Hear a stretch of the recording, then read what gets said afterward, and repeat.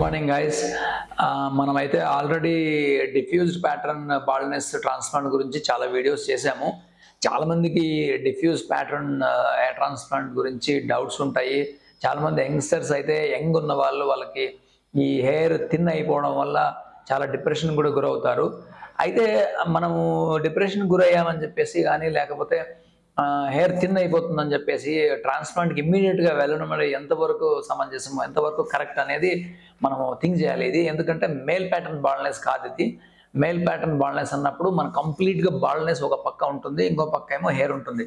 అక్కడ ట్రాన్స్ప్లాంటేషన్ ఇచ్చే చాయిస్ ఇమ్మీడియట్గా. డిఫ్యూజ్డ్ ప్యాటర్న్ కేసులో యంగ్స్టర్స్లో అయితే చాయిస్ కాదు. అట్లాంటి ఒక వీడియో ఇతనికి ట్రాన్స్ప్లాంట్ మనం చేయడం జరిగింది. ఆ డీటెయిల్స్ మనం ఇప్పుడు మాట్లాడుకుందాం.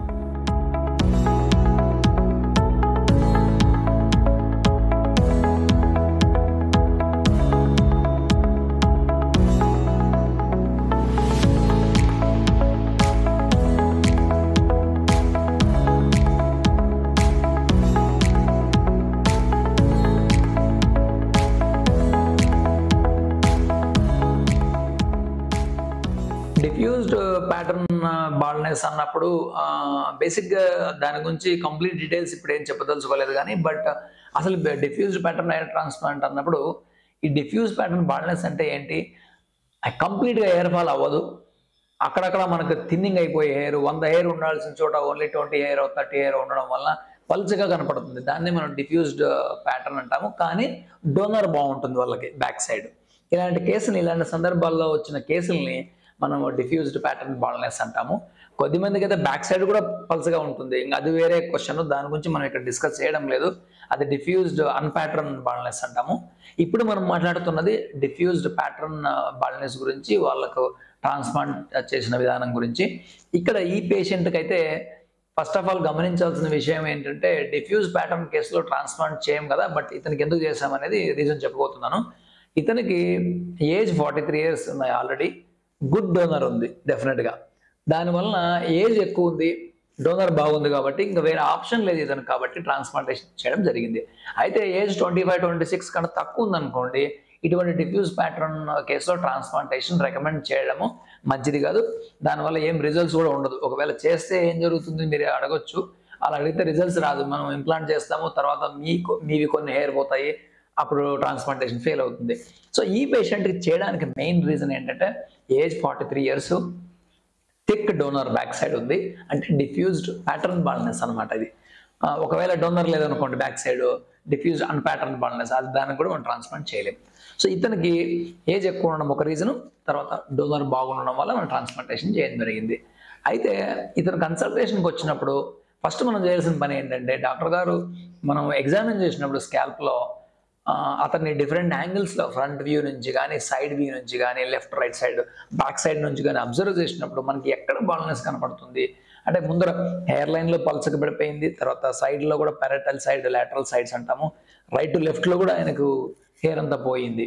సో మనం ఇంప్లాంటేషన్ చేసినప్పుడు ఈ ట్రాన్స్ప్లాంటేషన్ కంటే కూడా ఈ ప్లానింగ్ అనేది, డిజైన్ అనేది చాలా ఇంపార్టెంట్. అది ఎలా చేస్తామంటే, పేషెంట్ మన కన్సల్టేషన్ ఛాంబర్లో కూర్చున్నప్పుడు మనము డైరెక్ట్ విజువల్స్ పేషెంట్ ముందర కూర్చొని మనం చూసే విధానం, ఎక్కడ హెయిర్ తక్కువ ఉంది, లైట్ కింద కూర్చుంటే ఎలా ఉంది, సైడ్ నుంచి చూస్తే ఎలా ఉంది, బ్యాక్ నుంచి చూస్తే ఎలా ఉంది అని ఫస్ట్ మనం ఒక ఒపీనియన్, ఒక క్లూ తీసుకుంటాము. పేషెంట్ ఇవన్నీ మనకు చెప్పకపోవచ్చు, కానీ as a surgeon, as a cosmetic సర్జన్గా, యాజ్ అ ప్యాషనేట్ సర్జన్గా అది మన రెస్పాన్సిబిలిటీ. తర్వాత రెండోది ఫోటోగ్రఫీ. ఫొటోస్ తీసుకొని మనము ఫోటోలో కూడా చూస్తాం ఏ విధంగా గ్యాప్స్ కనపడుతుంది ఫోటోకి. ఇవన్నీ ఎందుకంటే, ఎక్కడ మనము ఎక్కువ డెన్సిటీ ఇవ్వాలి, ఎక్కడ న్యాచురల్ డెన్సిటీ ఇవ్వాలి అనే దాని మీద ఒక అండర్స్టాండింగ్ కోసము హెయిర్ లైన్ డిజైన్ చేసేటప్పుడు అద్దం ముందు ఇండైరెక్ట్ విజువల్స్ కూడా మనం చూస్తాం. ఈ మూడు చాలా ఇంపార్టెంట్. ఆ తర్వాతనే మనము ఈ ప్లానింగ్ గురించి ఎందుకు చెప్తున్నానంటే, ఈ కేసులో ఊరికే ట్రాన్స్ప్లాంట్ చేసి గ్రాఫ్ట్స్ పెడితే ఫ్రంట్లో డెన్సిటీ రాదు, సరిగా కనపడదు. కాబట్టి ఎక్కడ డిఫెక్ట్ ఉంది, ఆయన ఏజ్ ఏంటి, ఫర్దర్ ఫ్యూచర్ హెయిర్ ఫాల్ ఏంటి అనే దాని మీదనే ప్లానింగ్ డిజైన్ చేయడం జరిగింది. ఈ పేషెంట్కి ఫ్రంటల్ హెయిర్ లైన్తో పాటు lateral side left side, lateral side right side కూడా మనము ఇంప్లాంట్ చేసినాము. తర్వాత బ్యాక్ సైడ్ క్రౌన్ ఏరియాలో వర్టెక్స్ నుంచి కొద్దిగా ముందు వరకు ఇంప్లాంట్ చేయడం జరిగింది. అలా ఎందుకంటే ఆ ఫోటోలో మీరు చూడొచ్చు ఎక్కడెక్కడ డెన్సిటీ తక్కువ ఉందనేది. సో అది ఒకటి.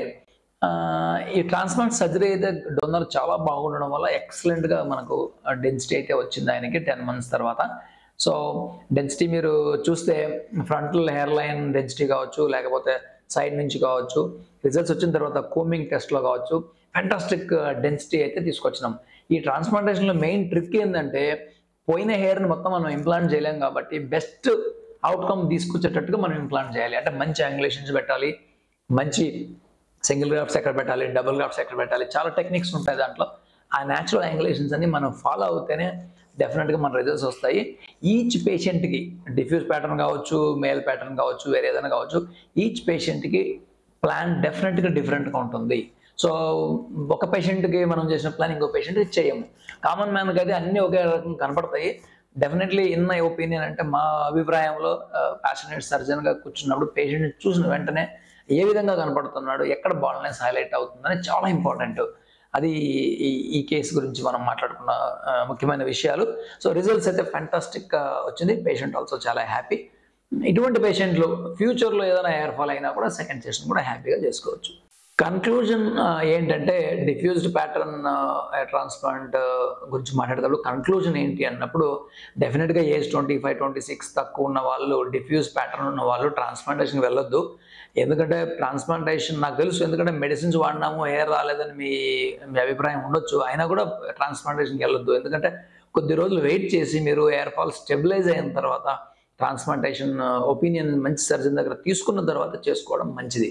ఇది చాలా ముఖ్యమైన పాయింట్. ఎందుకంటే ఏజ్ అనేది ఈ పేషెంట్కి ఏజ్ 43 years కాబట్టి నేను రికమెండ్ చేయగలిగాను. బ్యాక్ సైడ్ డోనర్ కూడా బెస్ట్ ఉంది కాబట్టి నెంబర్ 1 ఇది. నెంబర్ 2 ఏంటంటే ఊరికే 2000 గ్రాఫ్ట్లు, 3000 గ్రాఫ్ట్లు, 5000 గ్రాఫ్ట్లు పెట్టేసినంత మాత్రాన రిజల్ట్స్ అయితే రావు. మరి అలాంటప్పుడు రిజల్ట్స్ రావాలంటే ఏంటంటే మీ పైన ఆపరేషన్ చేస్తున్న సర్జన్కి ప్యాషన్ ఉండాలి. ఎక్కడ హెయిర్ లైన్ ఎందుకు ఆ విధంగా తీసుకురావాలి, మీ హెయిర్ స్టైల్ ఏంటి. హెయిర్ స్టైల్ డిజైన్ అంటే ఒక్క హెయిర్ స్టైల్ మనం హెయిర్ లైన్ ఒకటే చూడము, ఫేస్ చూస్తాము, నోస్ చూస్తాము, ఫేషియల్ ప్రొఫైల్ చూసి ఆ విధంగా చూసిన తర్వాత ఎక్కడ హెయిర్ లైన్ వస్తుందో కొన్ని మెజర్మెంట్స్ ద్వారా మనం డిసైడ్ చేసి ఇంప్లాంట్ చేస్తాం. అప్పుడే అది పర్ఫెక్ట్గా వస్తుంది హెయిర్ లైన్. అదేవిధంగా ఇండైరెక్ట్ విజన్లో కానీ డైరెక్ట్ విజన్లో కానీ ఫోటోగ్రఫీ కానీ చూసి ఎక్కడెక్కడ ఆయనకి డిఫెక్ట్ కనపడుతుంది అంటే బయట వెళ్ళినప్పుడు మీరు ఫొటోస్లోనూ బాగా కనపడాలి, జనరల్గానే బాగా కనపడాలి. కాబట్టి అవన్నీ క్యాల్కులేట్ చేయడానికి ప్లాన్ అండ్ డిజైన్ అంటాము. ఇది ఈచ్ పేషెంట్కి వేరే ఉంటుంది. సో అది మాత్రం చాలా important point. So each patient మనం ఎన్నో వేల కేసులు చేసాం కదా, ఈ పేషెంట్ కళ్ళు మూసుకొని చేద్దామంటే చేయలేం. ఎన్నో 100 సార్లు మనం డ్రైవింగ్ చేసాం కదా అని చెప్పి కళ్ళు మూసుకొని డ్రైవింగ్ చేయలేం మళ్ళీ. అదేవిధంగా కంపల్సరిగా ఈచ్ పేషెంట్ దగ్గర మనం టైం స్పెండ్ చేసి మార్కింగ్స్ అన్ని చేసుకున్న తర్వాతనే మనం బెస్ట్ రిజల్ట్స్ తీసుకురావచ్చు. ఈ 2 పాయింట్లు చాలా important about the conclusion of diffuse pattern hair transplant gurinchi. Thanks for watching our videos. Thank you.